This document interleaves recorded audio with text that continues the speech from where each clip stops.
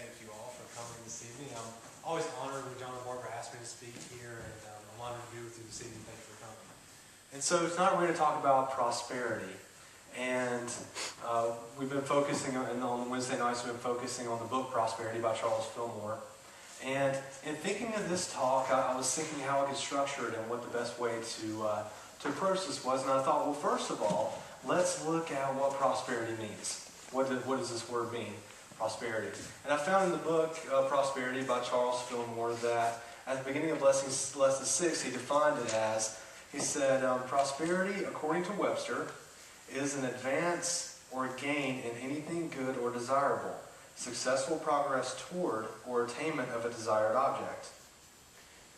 Prosperity does not mean the same thing to any two people. To the wage earner, an increase of a few dollars in weekly income may seem like wonderful prosperity, for it means an increase in comfort and the welfare of his family. To the man who engages in vast enterprises, the man who engages in vast enterprises reckons prosperity in larger terms and does not consider himself prosperous unless things are coming to him in a big way.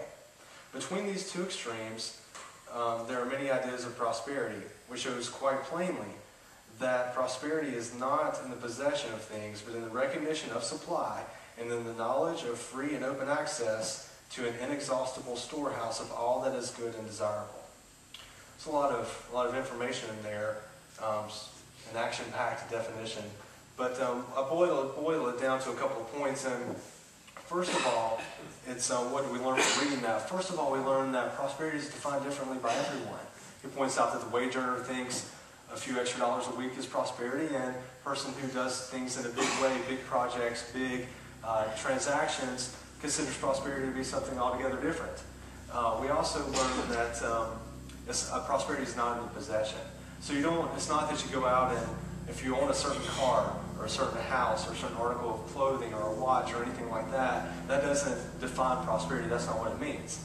He says clearly that prosperity is an idea that's different for everyone. So prosperity is an idea, and this is great news. Because if it's an idea, then any of us can have it, because we can all think. You can think what you want to think, I can think what I want to think. As long as we can get an idea of what this idea of prosperity is, we can think it, and that's great news, because we can all have it. And he said that the idea of prosperity is developed through recognizing supply, attaining knowledge of your direct access to all that is good, and recognizing that the supply of all that is good is inexhaustible. And that's great. That's great news. So the real question is, what does prosperity mean to you? I have to figure out what prosperity means to me if I want to have it. And you have to figure out what prosperity means to you if you're ever to have it. Because it's an idea. It's a concept. And we know that all things start with an idea. But before the stage was here, someone had an idea of what the stage would look like.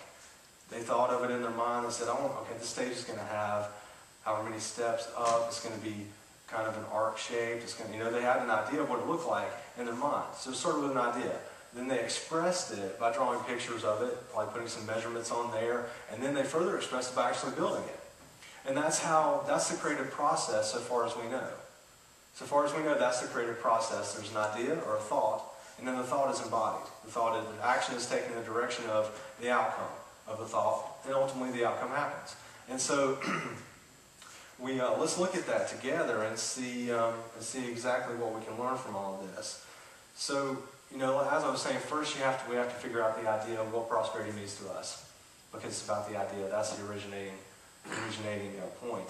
And I had a former mentor who defined prosperity by posing a Q&A to himself, a question and answer kind of scenario. He said, if I had $100 million in the bank, what would my life look like?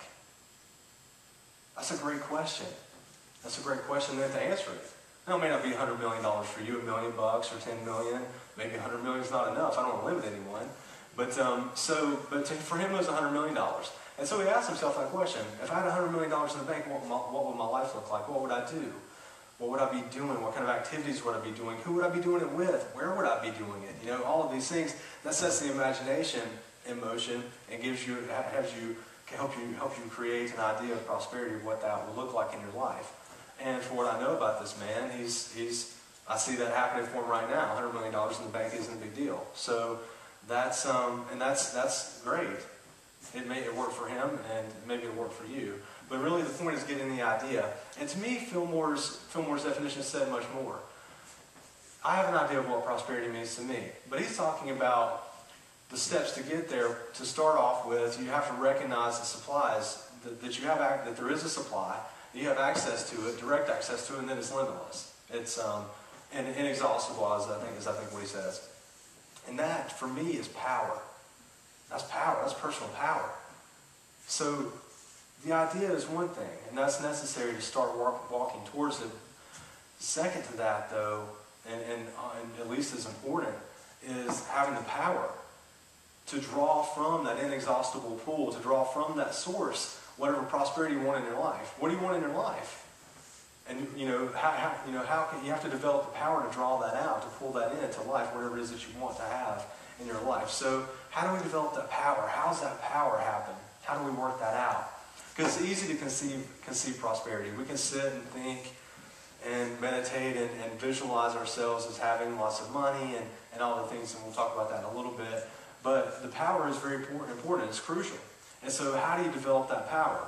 For me, power is developed through belief. So the question is, what do you believe? What do I believe? What do you believe?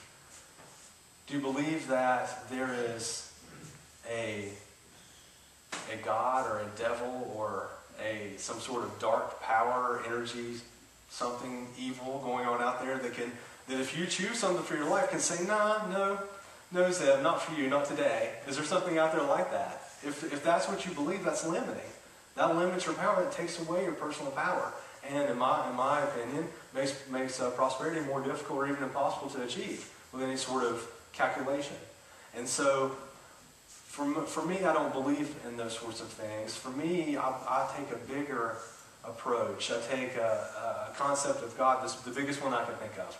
I say, I believe God is omnipresent. Omnipresent.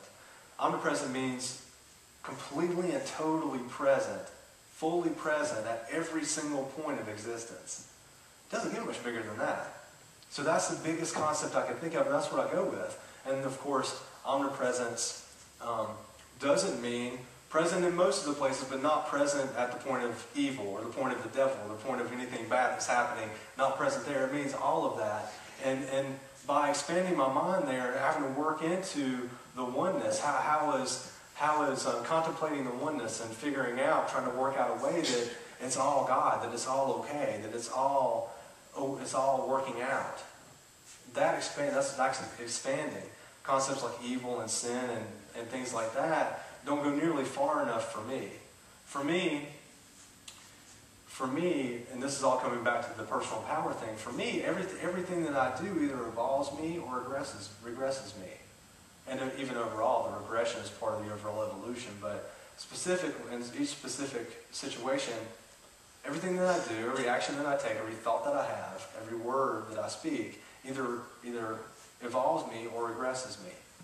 And so if it regresses me, then I have to work that out inside of me. I have to work that out myself. It's not for Jesus or anyone else to forgive me for doing something or to do it for me. Jesus can't eat your lunch for you. Can't get dressed for you. You have to do stuff on your own. And I have to do stuff on my own. And so those sorts of concepts don't go nearly far enough for me. I have this big, huge, vast idea of what the divine is. This big, huge, vast, endless, infinite idea of what God is. Omnipresence is a big deal. And of course, omnipresence gives to me, leads to omniscience and omnipotence. Because if something's omnipresent, present at every point, then of course it knows everything because it is everything. If something is omnipresent, then of course it's all powerful. Not part of the power, all powerful.